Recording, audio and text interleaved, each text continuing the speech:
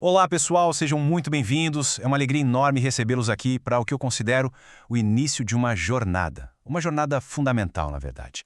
Hoje, a gente vai mergulhar de cabeça num assunto que é a base, o alicerce de qualquer estudo sério das Escrituras. Pode parecer um tema meio técnico à primeira vista, mas eu garanto, é o solo fértil de onde brota toda a teologia saudável e toda a aplicação que realmente faz sentido para as nossas vidas. O nosso foco hoje são os princípios gerais para uma leitura fiel. E para nos guiar nesse caminho, que é tanto acadêmico quanto espiritual, a gente vai ter um interlocutor de peso, o grande erudito do Antigo Testamento, John H. Walton. Com base na obra dele, nosso objetivo não é só acumular fatos, mas sim construir um método, sabe? Uma verdadeira caixa de ferramentas para a nossa mente que nos permita chegar ao texto bíblico com o respeito, o rigor e, principalmente, a humildade que ele merece. Então se preparem, não estamos em busca de respostas fáceis, mas sim de um processo que seja consistente e que a gente possa defender. Vamos juntos descer a casa de máquinas da interpretação? Bom, e qual vai ser o nosso mapa para essa jornada? A gente estruturou a aula de uma forma bem progressiva. Primeiro, vamos definir nosso alvo, o que é essa tal busca pela leitura fiel. Depois, vamos fincar no chão os pilares da interpretação responsável, que são os compromissos que vão guiar todo o nosso trabalho. A partir daí, a gente mergulha no centro da questão, a relação, que é bem complexa, entre o texto, a intenção de quem escreveu e o significado. Na quarta parte, o foco se volta para nós, os leitores modernos, e os desafios de atravessar o enorme abismo cultural que nos separa do mundo da Bíblia. Na quinta sessão, a gente vai discutir algumas lentes teológicas que costumamos usar e que às vezes mais atrapalham do que ajudam, como a figura de Jesus e o papel do Espírito Santo. E por fim, a gente amarra tudo na conclusão, sintetizando o que aprendemos e traçando o caminho para uma leitura que seja de fato sábia. Então vamos lá. Nossa primeira sessão, a busca pela leitura fiel. E olha, a escolha dessas palavras não é por acaso.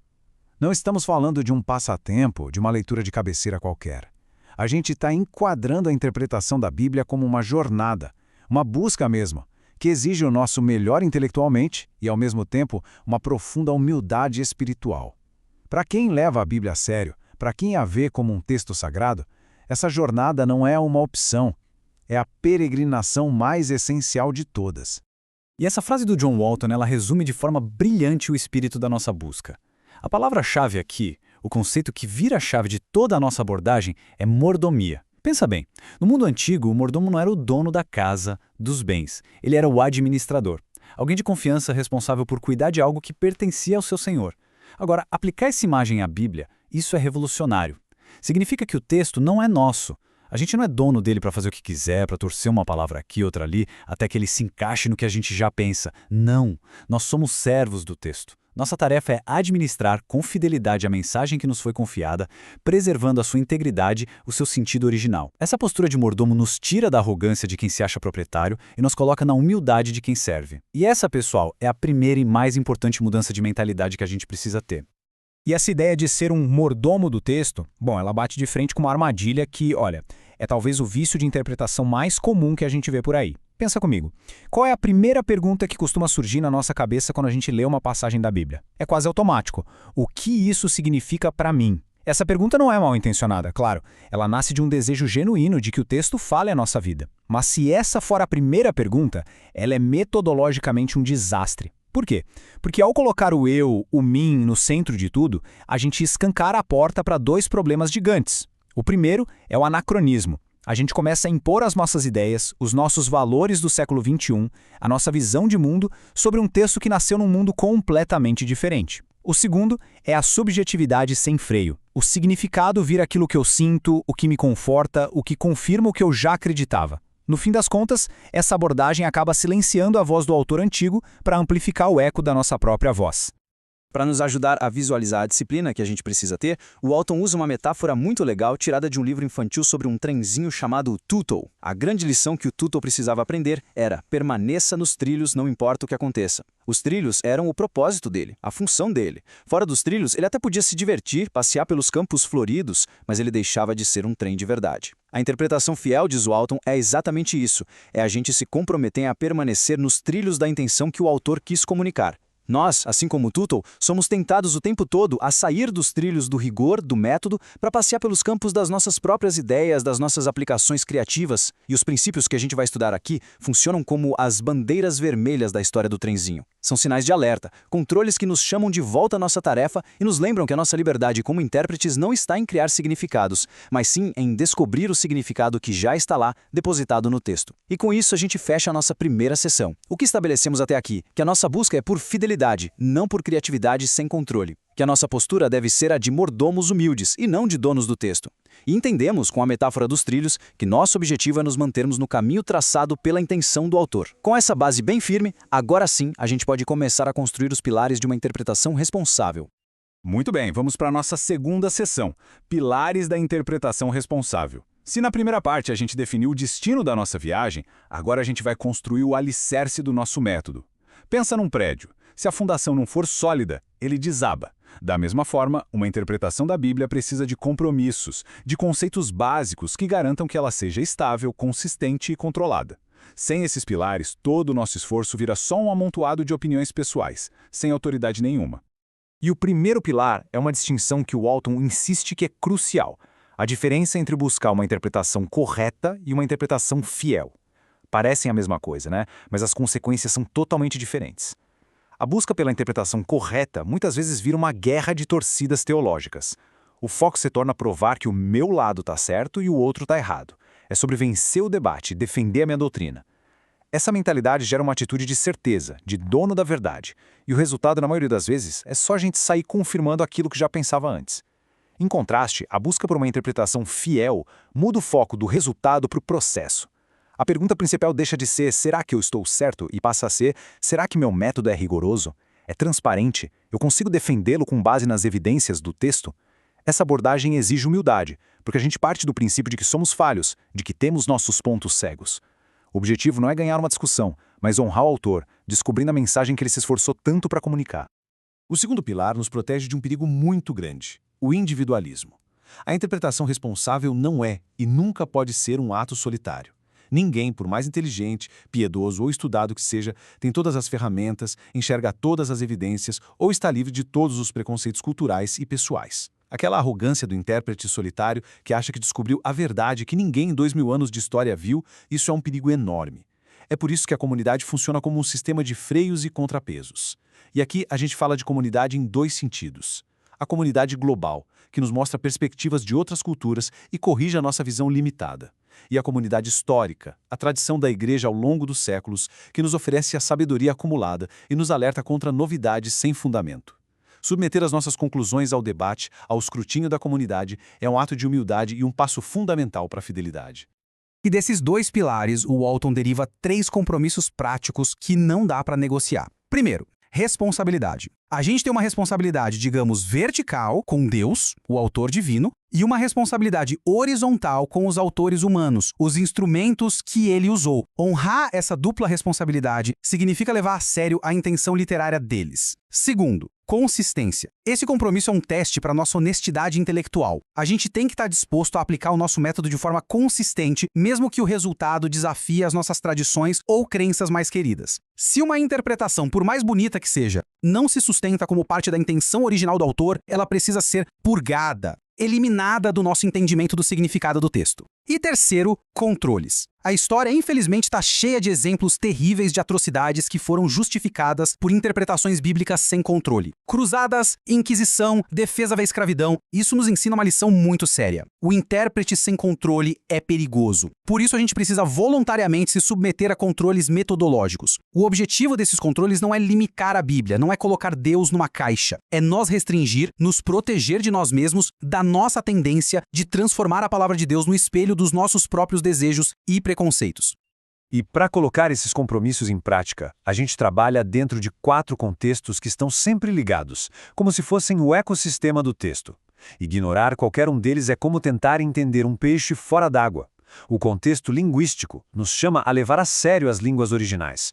Uma palavra hebraica como hesed, que a gente costuma traduzir como amor ou misericórdia, na verdade carrega uma ideia de lealdade, de um amor fiel baseado num pacto que nenhuma palavra sozinha em português consegue dar conta. O contexto literário nos força a perguntar: que tipo de texto é esse? Ler o livro de Jó como se fosse uma reportagem de jornal é perder completamente o ponto de que ele é um profundo experimento mental filosófico sobre a justiça divina. O contexto cultural talvez seja o mais difícil. É entender o mundo na cabeça do autor, aquelas coisas que todo mundo já sabe e que, por isso, não precisam ser ditas para o público original. Por exemplo, a Torre de Babel. A gente imagina uma escada para o céu, mas na verdade era um zigurate, uma plataforma para que o Deus da cidade pudesse descer e morar ali.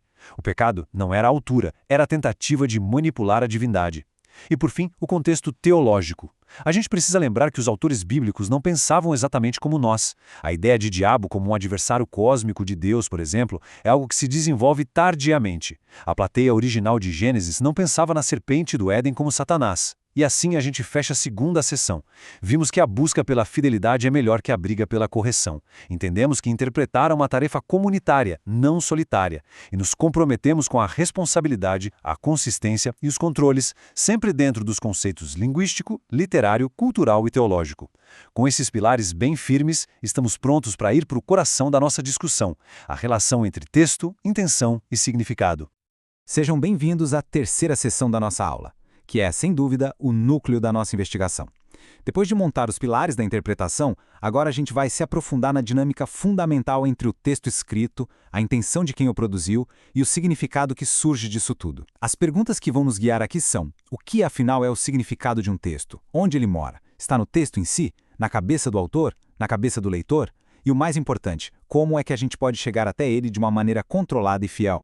Esse princípio aqui, que o Walton pegou emprestado dos estudiosos Gordon Fee e Douglas Stuart, é a viga mestra de toda a interpretação histórico-gramatical. Ele funciona como uma espécie de freio de arrumação para a nossa imaginação. Um texto não pode, simplesmente porque a gente quer, passar a significar algo que era completamente estranho ao seu autor e aos seus primeiros leitores. Isso nos força a fazer uma distinção técnica, mas que é, olha, de vida ou morte para a hermenêutica. A diferença entre significado e significância. O significado de uma passagem é único, é histórico. Ele está amarrado à intenção do autor de comunicar algo no seu contexto original.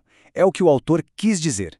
Já a significância é outra coisa. Ela se refere à relevância, à aplicação, às implicações daquele significado original para pessoas diferentes em épocas diferentes, como a nossa. A significância pode ser múltipla. O erro clássico que a gente comete é confundir as duas coisas. A gente sai correndo atrás da significância para nós, antes de ter feito o trabalho duro de descobrir o significado original. O caminho correto é sempre este. Primeiro, a exegese para descobrir o significado. Só depois, a aplicação para explorar a significância.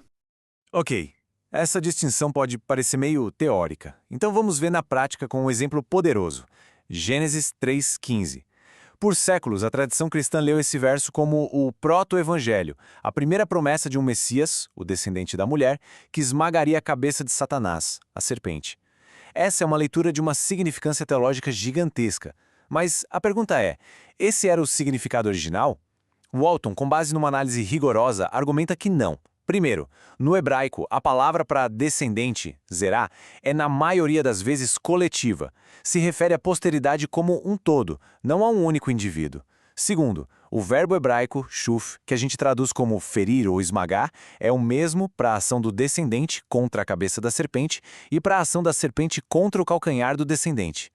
O texto por si só não fala de uma vitória esmagadora de um lado. Ele fala de um conflito mútuo, que continua. Terceiro, e a gente já mencionou isso, o público israelita original não identificava a serpente com Satanás. Então, qual era o significado original mais provável? Uma explicação para a origem da inimizade natural e perigosa entre seres humanos e cobras. A leitura messiânica é uma releitura feita depois, à luz da vinda de Cristo. É uma aplicação, uma significância, mas não o significado pretendido pelo autor de Gênesis. Esse rigor todo nos leva a repensar o que a gente chama de leitura literal. No bate-papo do dia a dia, literal virou sinônimo de literalista. Aquela leitura que ignora figuras de linguagem, que lê tudo ao pé da letra. Mas para um intérprete sério, o conceito é muito mais refinado. Uma leitura verdadeiramente literal é aquela que se esforça para ler o texto do jeito que o autor queria que ele fosse lido. É assumir total responsabilidade pelas intenções literárias do autor. O que isso quer dizer na prática? Que se o autor usou uma metáfora, a leitura literal interpreta aquilo como uma metáfora, e não como um fato. Se o autor escreveu um poema, a leitura literal usa as ferramentas da poesia para analisá-lo. Se ele escreveu um relato histórico, claro, segundo as regras da história antiga, não da moderna, a gente o trata como tal. Literalismo é ler tudo como se fosse notícia de jornal. Leitura literal é ler cada parte da Bíblia de acordo com as suas próprias regras do jogo. Isso nos leva a um ponto metodológico importantíssimo. A análise do gênero literário de um texto tem que vir sempre antes da discussão sobre a autoridade dele. O gênero é como um contrato de comunicação entre o autor e o leitor. Ele estabelece as regras do jogo. Se eu abro um livro de provérbios, o gênero me diz que ali eu vou encontrar generalizações sobre a vida, conselhos sábios e não promessas com garantia de 100% de cumprimento. Então perguntar por que Provérbios 22:6 ensina a criança no caminho não funcionou com o meu filho é fazer a pergunta errada porque ignora a natureza do gênero. A autoridade de um texto está ligada ao que ele se propõe a afirmar e isso é definido pelo seu gênero. A gente não pode saber o que a Bíblia está afirmando como verdade até a gente primeiro descobrir como aquele texto específico está funcionando literariamente. Para a gente ver o poder que a análise de gênero tem, vamos pegar o Salmo 139. Ele é um dos salmos mais amados, quase sempre interpretado como um hino maravilhoso sobre o Deus que sabe tudo, que está em todo lugar e que nos criou. Mas se a gente olhar com mais atenção para sua forma literária, como o Walton propõe, a gente encontra umas peças que não se encaixam direito. O Salmo tem uma imprecação, uma maldição direta contra os inimigos, versos 19 a 22. Ele termina com um pedido de julgamento e vindicação, versos 23 e 24. E a própria linguagem sobre a presença de Deus, como no verso 5, tu me cercas por trás e por diante, usa um verbo hebraico tsur, que em outros lugares significa sitiar uma cidade, uma ideia de cerco, que é negativa. Quando a gente junta essas pistas, surge uma possibilidade de leitura completamente diferente. E se o Salmo 139 for, na verdade, um lamento de alguém que foi acusado injustamente? O salmista estaria gritando para um Deus que tudo vê, não em adoração passiva, mas como uma defesa. Senhor, tu conheces cada pensamento meu, tu vês aonde eu vou, tu sabes que eu sou inocente. Então age, julga meus acusadores e prova a minha inocência. Percebem? A identificação do gênero muda completamente o tom emocional e a mensagem do salmo. E para fechar essa sessão, uma distinção que, na minha opinião, é uma das ferramentas mais libertadoras que o intérprete pode ter. A diferença entre o que um texto simplesmente referencia e o que ele de fato afirma. A Bíblia, como qualquer texto antigo, está mergulhada no seu mundo. Para se comunicar, os autores precisavam usar a mobília cultural da época. A cosmologia de um universo de 3 andares, céu, terra, mundo inferior.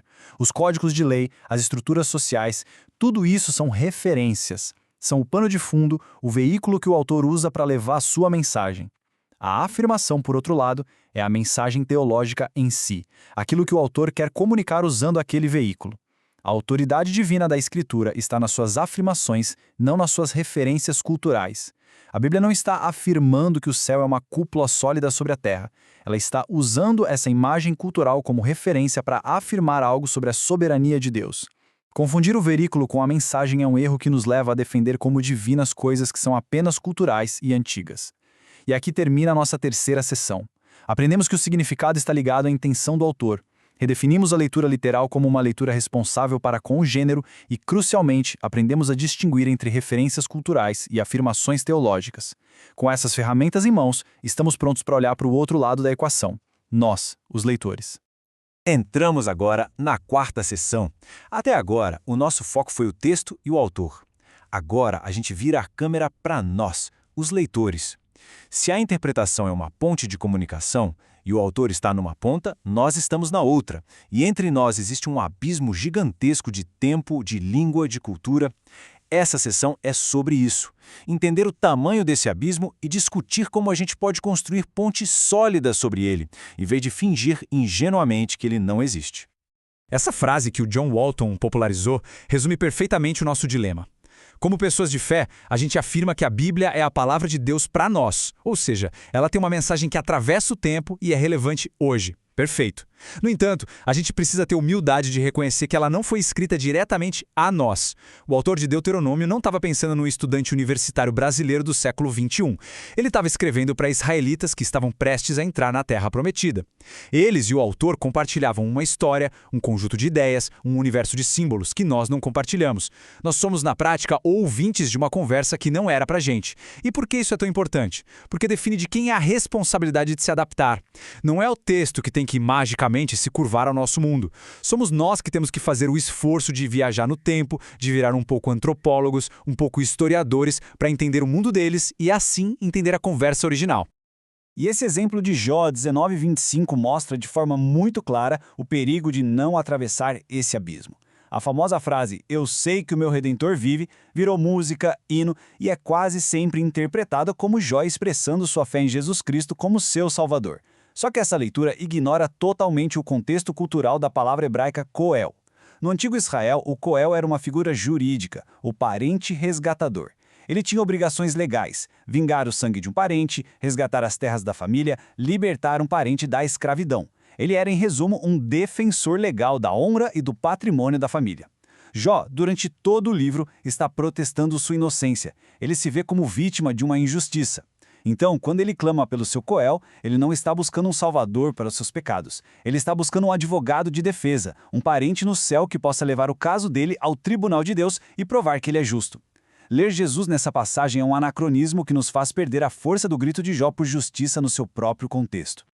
Parte desse abismo que a gente precisa cruzar é a própria língua, e esse provérbio italiano é um lembrete forte. Toda tradução é, por natureza, um ato de interpretação. A ideia de uma tradução 100% neutra ou literal é um mito. As línguas não funcionam como um código secreto onde cada palavra tem uma correspondente exata. Cada palavra carrega um universo de significados, de conotações, de associações culturais. O tradutor é forçado a fazer escolhas o tempo todo. Que nuance da palavra original eu vou priorizar? Como eu reorganizo a frase? O que eu faço com esse trocadilho que não funciona em português? O texto que a gente lê em português, por melhor que seja a tradução, já é o resultado de milhares de pequenas decisões interpretativas. Ele não é o original. É um retrato do original pintado por um artista que escolheu suas cores e suas pinceladas. Reconhecer isso não é para desvalorizar as traduções. Pelo contrário, é para nos encorajar a usá-las de forma mais crítica, comparando versões e, quando der, usando ferramentas que nos aproximem do texto original.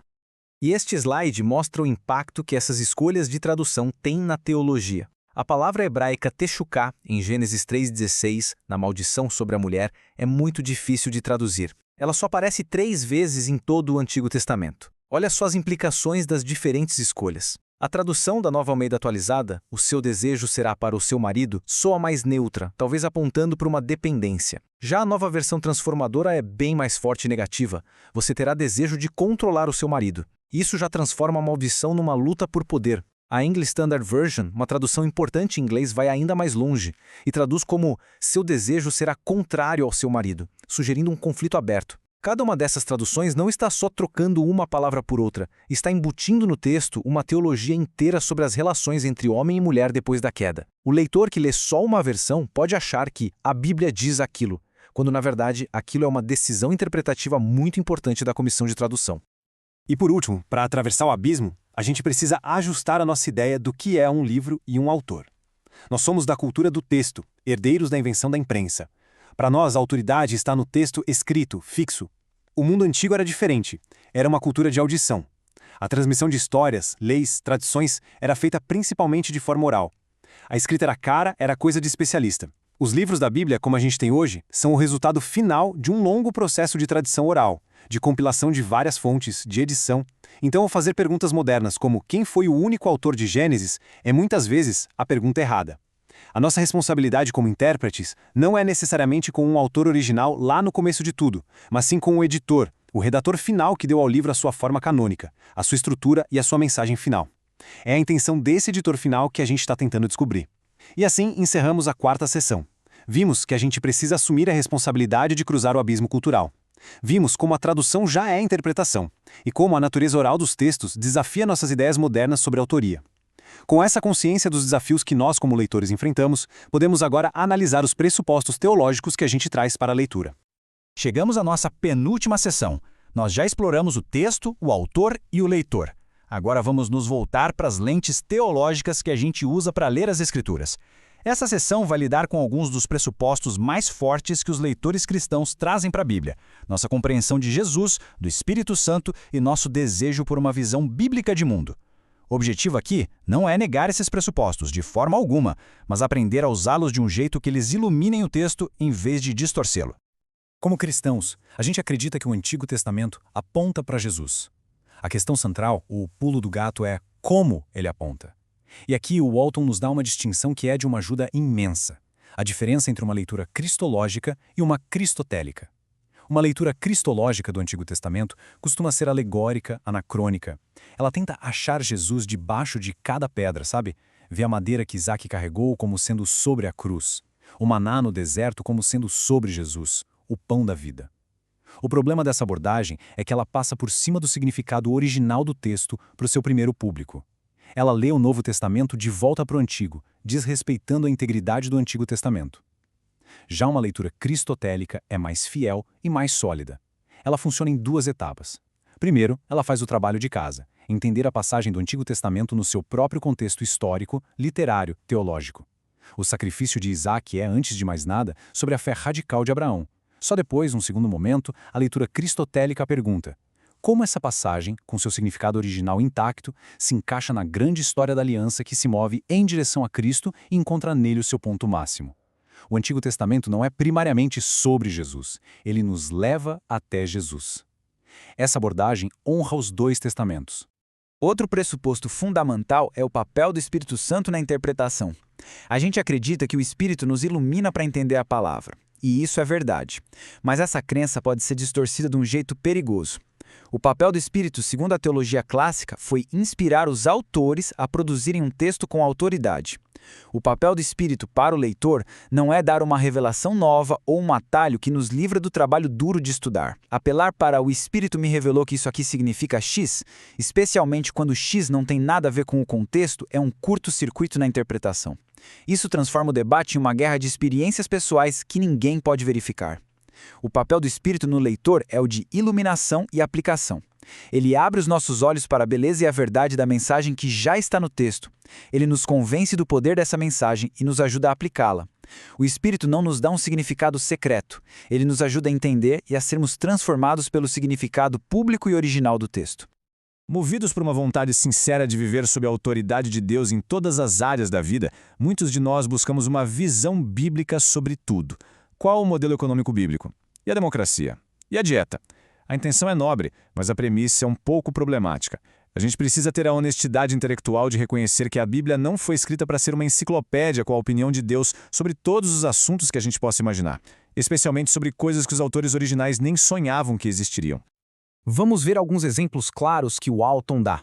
A famosa dieta de Daniel, por exemplo, ignora que a recusa de Daniel em comer a comida do rei era uma questão de identidade, de pureza ritual no exílio e não uma dica de nutrição universal. Tentar achar na Bíblia uma base para o conceito moderno de direitos individuais é um anacronismo, porque o mundo antigo era coletivista, focado nos deveres com a comunidade.